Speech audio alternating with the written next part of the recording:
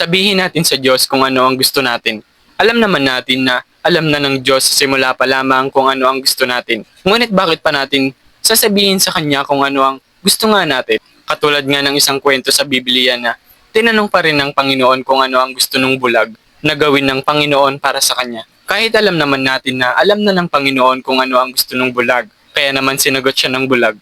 Gusto ko pong makakitang muli. Sa pagsasabi kasi natin ng mga gusto natin sa Diyos, napapakita natin ang ating pananampalataya sa Kanya na mabibigay niya yung hinihiling natin sapagkat sa Kanya natin sinasabi. Katulad lang yan na hihiling ka ba sa isang bata na bilhan ka ng cellphone? Di ba hindi?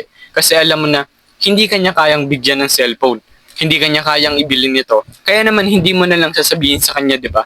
Kaya naman sinasabi natin yung mga bagay na gusto natin, di ba? Sa pinaniniwalaan natin, kayang makapagbigay nga nun sa atin.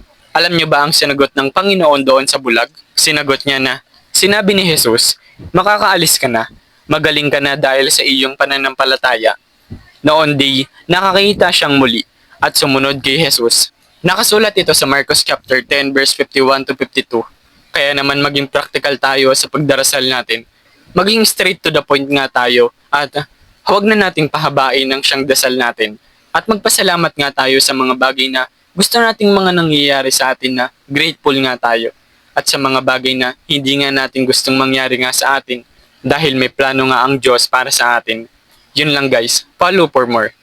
God bless.